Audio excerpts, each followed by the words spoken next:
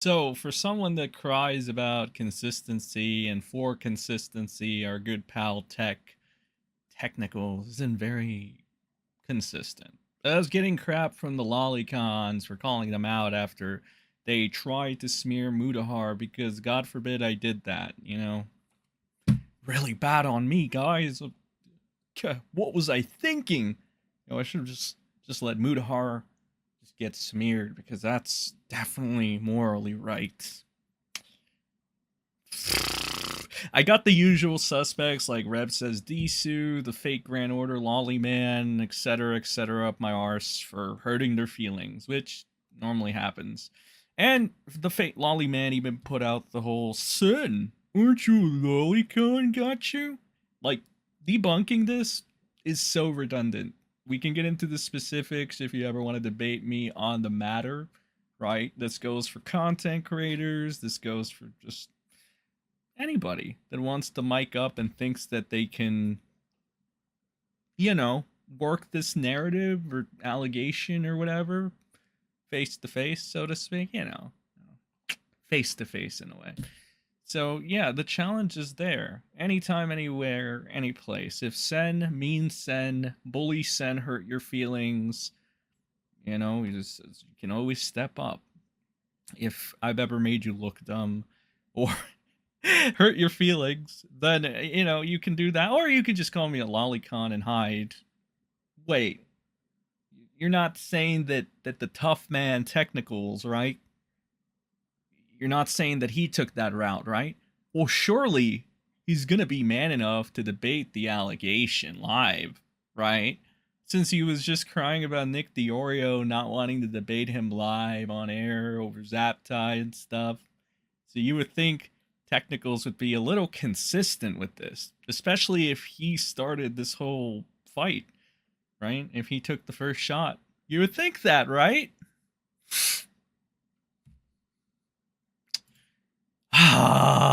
So Technicals made a quote tweet on me. Like, mind you, this had nothing to do with him, but I guess he just felt like inserting himself and being a nice little, I don't know, a nice little detective, I guess. I don't know.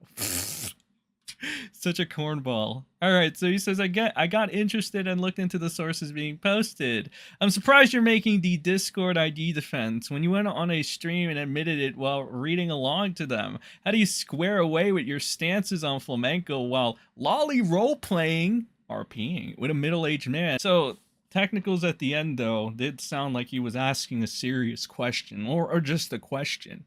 And I would be more than happy to elaborate, because it looks like you're trying to base a situation nothing about over a 2-minute clip, which again, you have no knowledge about. So I don't see why a debate on the allegation, like a friendly discussion, would be out of the question for you. Surely you wouldn't decline, as you've been harping on Nick Diorio for him not wanting to confront you. So surely you're not just like Nick Diorio, right? That would be proving my entire point about you for the last, 3 days or so? Well, the 3 times that I've talked about your situation with Nick, kind of just said, plain and simple, you guys are like the same person. There is no real good guy. It's just, you kind of have the one up on him. Kind of like I have the one up on you here. For example, this is your response. So I think that's really funny. You mean to say a confession is a clear-cut admission of guilt. Alright? Well, why wasn't that the case for your friend Zero? When he made the confession of asking a minor to put ice cubes in her private, you went right ahead and swept that right up for him. Zero's lawsuit was reduced to only one defamation claim, which was the tweet from April 2021. From the initial complaints, he only denied the statement that he offered to fly another minor out to a hotel for sexual gratification, and offered no response to the first part of that tweet, which was about one of Katie's 3 allegations. Judge Myers' comments on this claim are a very interesting read.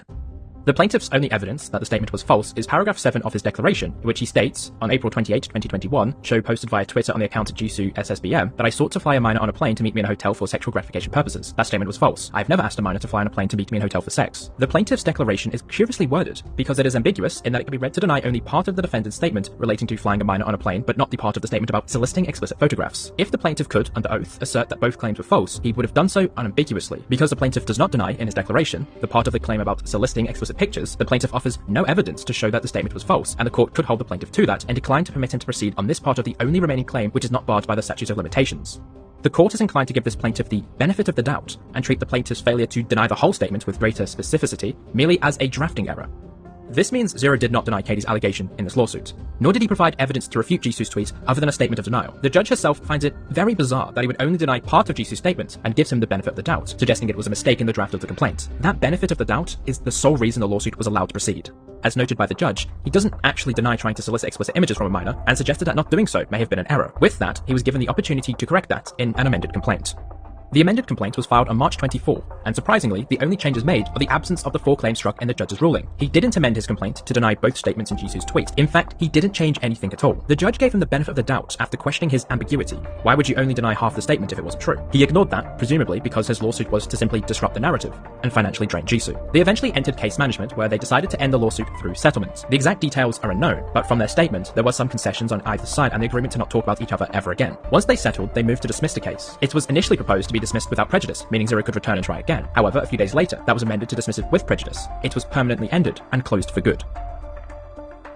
Again, for someone that cries about consistency and wanting it, you sure can't provide much of it yourself.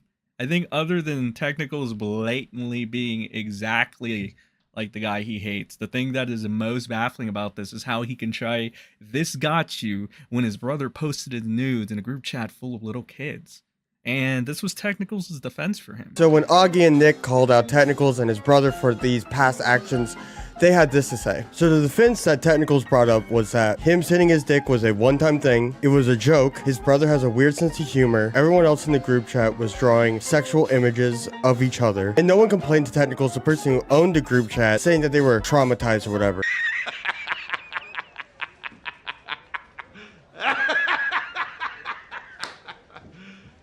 You serious? Look, dude, you can push whatever false allegations you want on me, Tech, but it'll never be as bad as your friend Mr. Barrios or your brother Pixel Drink.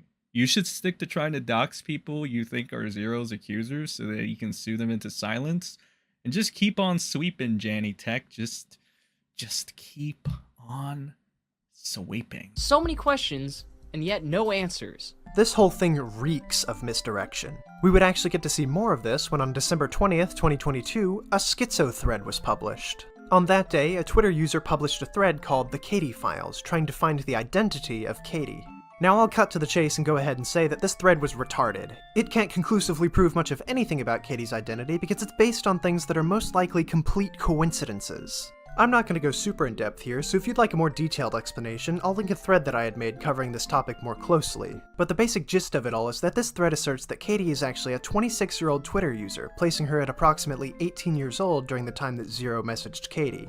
The only problem is that the only connection between these two people is they had the same incredibly generic username. This, of course, is not proof of anything, which means that this thread frames some random person off of basic coincidences. To show how dumb this thread is, its creator even deleted more than half of it later on due to lack of concrete evidence. I reached out to the creator of this thread myself, and he even admits that he got quote-unquote way too schizo when making the thread. Why does some dumbass making a thread even matter?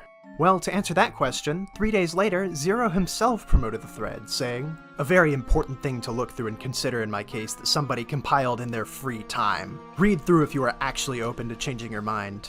On top of this being dumb as fuck, when the girl the thread accused of being Katie chimed in pleading with Zero to tell his audience that she is not Katie, Zero responds like a fucking anime villain. Yeah, I don't know. Let's make this easy. Go talk to Technicals and verify your identity. So like DMs or here. The whole ordeal is because of pictures, right? You've probably seen the girl's face in those times. I do have IRL photos to show I'm not Katie if that's the case. No, I have no idea what the fuck they look like at all, but you can DM Technicals. Thanks for cooperating. I mean, Technicals did have the docs, so I mean, Pedo Zero isn't exactly wrong with this one.